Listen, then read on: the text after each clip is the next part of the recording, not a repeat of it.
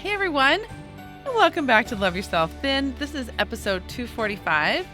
Today's episode is called Why You Procrastinate and Why You're Not Too Old to Change the Childhood Pattern Running Your Adult Life.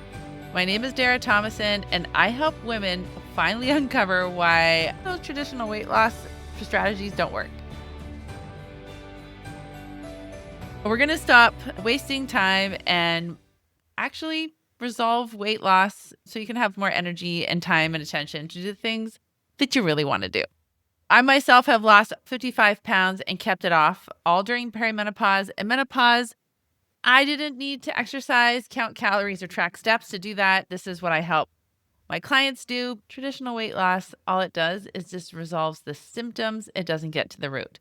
I want you to ask yourself, have you ever thought, why do I keep putting things off? Why do I know better but still don't do better?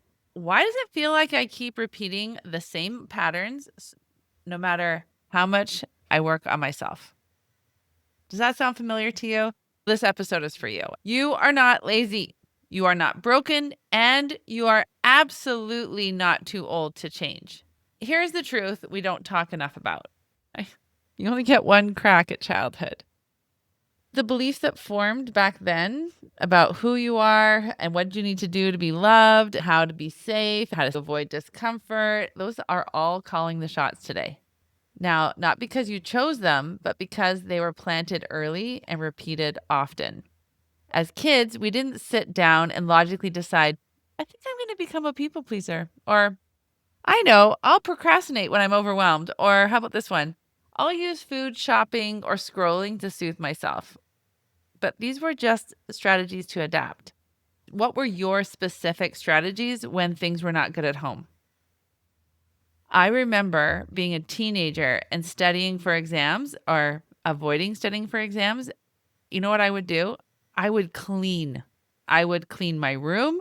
I would take everything out of my closet, reorganize. Then I would go to the linen closet and do that. I would even clean bathrooms. I made all these cleaning emergencies because it was so hard to learn math. I just felt really overwhelmed. I didn't know how to cope. I made dinner. I would offer to my mom to help. I had 3 brothers and 2 sisters, and that was one of my strategies. So I'm just curious about your strategies. What did you do? I know. So let's brainstorm in your own head. What were the things that you did? What were your patterns? Then what are you doing now? What are your common ways to procrastinate, to put things off, to avoid the feelings? All right. So I want to make this connection with Mother Nature. So our brain is like the earth. I heard this metaphor recently and I just haven't gotten it out of my head. The earth will grow whatever is planted. It doesn't judge. It doesn't discriminate. It doesn't say, oh, I don't like corn. I prefer something healthier. You could plant nightshade, which is poison. The earth can't say, oh, I'm not going to grow nightshade. It will just grow. Think about your brain. It's the same. If procrastination got planted as a way to avoid pressure, your brain grows that. If perfectionism got planted as a way to avoid criticism, your brain grows that. If emotional eating got planted as a way to self-soothe, your brain grows that, because it's not that your brain is stubborn. Your brain actually is always looking for patterns. For those of you who are quilters watching this or listening, we love patterns. Even when we go on vacation, if we're on the street and they have beautiful cobblestone sidewalks, we'll look for all the different patterns. We just are attracted to that. Our brain is always looking for patterns to save energy. So if our brain says, oh, I noticed that when she's sad, she eats chocolate, and that gives her a quick surge of energy. When she's feeling sad, let's just go to eating chocolate, right? Because that's the pattern has automated. So just like with Pavlov's dogs, he gave them the pattern of if they hear the bell that they'll start to salivate because they expect to eat food. We create a pattern, but we have to de-pattern. So with those dogs, for example, he had to decondition those dogs to not salivate when they heard the bell. The same thing with our brain. It's really important. The brain prioritizes familiarity, not improvement. It doesn't decipher. Scientists believe the brain stopped changing after childhood. And we know that's completely false. Research on neuroplasticity shows that the brain continues to form new neural connections throughout your entire life. Your brain changes based on what you practice, what you repeat, and what you reinforce. There's a phrase in neuroscience that says neurons that fire together wire together. That means repeated thoughts become automatic, repeated behaviors become default, and repeated coping strategies become patterns. If you've been procrastinating for decades, it's not because you're incapable of change. It's because your brain has practiced that response really well. And here's the hopeful part: the same mechanism that wired the pattern can rewire it. So, just like after the First World War and all of the vets came home, they didn't even really understand this idea of rehabilitation. As they started experimenting, they were amazed at how much these men and women who had struggled and didn't have a leg or an arm or had some sort of defect from the war could actually change. We've come a long way. And the more we understand how our brain and body work together, the more we can create new patterns and transitions. When I say the brain is flexible, this isn't abstract science. This is why real change happens for my clients. So the brain doesn't ask, is this healthy? It asks, is this familiar? So once we understand that, everything shifts. Let me give you some examples, especially with emotional eating. I've worked with women who are convinced they had no control over food. One of my clients said, I'm really good all day. And then after dinner, it's like I've lost control. I just have to have some baked goods. She spent 2 weeks with me in my emotional eating class and having office hours. It was amazing to watch. What a huge change happened in her. Her only experience before with weight loss was with Weight Watchers, with a lot of restriction. When she understood why she was needing that food at the end of the day, when she could really resolve what was lacking, she could change so much easier. So she wasn't hungry for the baked good. She was hungry for connection. She was hungry for nostalgia. She was hungry for true connection, and it was never giving it to her. So then when she learned the tools to get true connection, it made all the difference. Another client, she noticed she had shopped after arguments with her husband. And it wasn't because she loved shopping. It was because her brain had learned, when I feel unseen or hurt, it gives me relief. Once she understood that, the urge didn't need to be resisted. It just lost its grip because awareness breaks the loop. So just like a child in the store, when they start having a temper tantrum, if you give in to them, you're reinforcing, oh, if I have a fit, I get what I want. The more that we can just ignore it or just be straightforward and say, you don't get what you want when you cry like that, and you stay with that, then that child learns, oh, this doesn't work. I better not do that anymore. This is why willpower fails. You can't out willpower a pattern you don't understand. So trying to just stop procrastinating is like plugging holes in a dike with your fingers. You only have 10, and then you can't go anywhere. This looks like staying busy, staying exhausted, and staying stuck. It also looks like blaming other people. It also is like blaming yourself, which is shame, right? I'm never going to be good enough. I'm never going to figure this out. I'm such a loser. What's wrong with me? And it's not because you aren't capable. It's because you're treating the symptoms. You're not looking at those patterns of what's really happening. Okay, so the real work. What is the real work required? Well, here's where the power comes.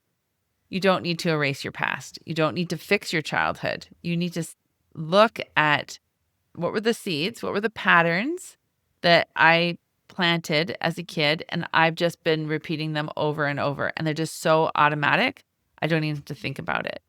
So the more you can just look at those mechanics of, I was the third child, my older brother and sister didn't listen to my mom. My mom would say, you kids are driving me crazy. I'm going to have a nervous breakdown. So then I thought, I have the power to influence how my mother feels. I better work really hard at navigating and mitigating her emotions. So I got the wrong message that I'm responsible for other people's emotions. When I did that, I would anticipate this whole people pleasing thing where it's like, what would make my mom happy? So that I would put her needs in front of mine and I would exhaust myself trying to get her approval. That was ingrained in me. I still have to work hard at if I potentially could disappoint someone or I can see someone's upset, then I would feel responsible for their feelings. And I have to slow it all down and realize I am not responsible for their feelings. I'm not responsible for their results. I'm only responsible for how I act and how I behave. This was really helpful in my marriage because I used to think that if my husband was upset, I needed to be upset. If my kids were upset, I needed to be upset. That just brought me down. It just made me feel worse. The more that I could just allow, my husband's allowed to have all the feelings he wants. I'm allowed to have all the feelings I want.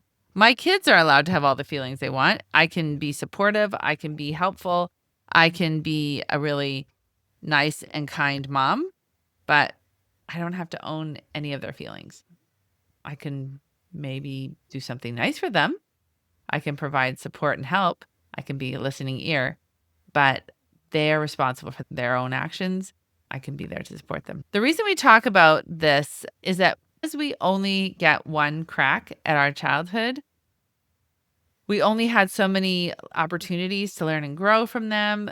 But the problem is in relationships, people will say, well, if I don't think about it, or if I just let it go, I don't need to keep bringing up the past. The problem with that is that your past wired your behaviors. And when I taught grade 5 and 6, we had a whole unit on electricity. And I taught them how to make circuits. So they would learn how to make a circuit that would light a light bulb. And so they would see it's immediate feedback, right? If they don't get the circuits right, then the light won't shine. We're all wired differently because we all had different kinds of moms and dads or aunts or uncles, whoever raised us. We all have different patterns of responding to stress, pressure, insecurities. We had like my mom said things to me if my friends called that other kids' moms would never say to them. So I have my own set of reactions. And so that's why we're not cookie cutters. We're not a one size fits all. We have to be willing to go into our brain. And we all use different strategies and techniques to cope. Some of us used video games. Some of us used food. Some of us used shopping. Some of us used reading books. Some of us used napping. Some of us didn't sleep. We all cope differently and we all have different triggers and experiences.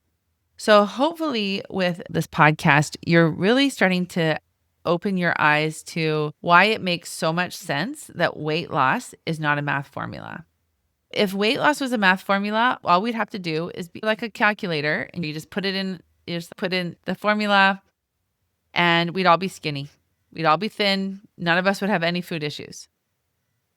So why are we more obese? Why are we more unhealthy than ever before? It's because we're trying to solve a problem with the wrong approach. When I think about apps, now we have all these different apps. A builder of an app will say, okay, I want to make this app. I think this would be a great idea. And they make the first version of that app.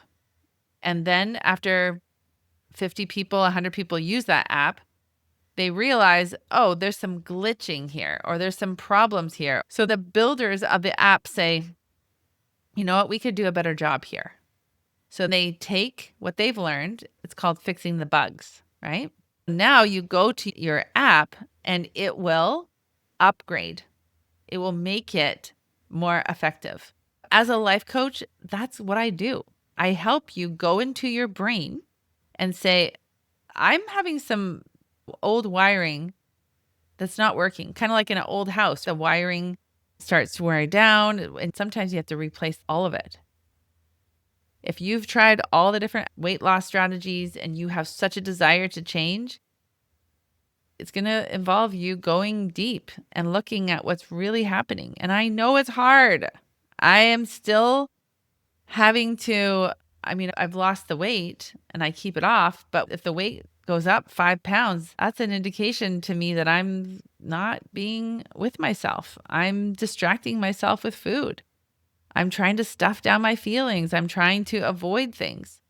And so using that scale is so helpful for me because I choose to use food as a buffer. Some people choose to use alcohol, or some people choose to use a lot of screen time or not sleeping very much. We all have our own unique buffers. The more that we understand ourselves, the more we own it, the more we can guarantee our own success.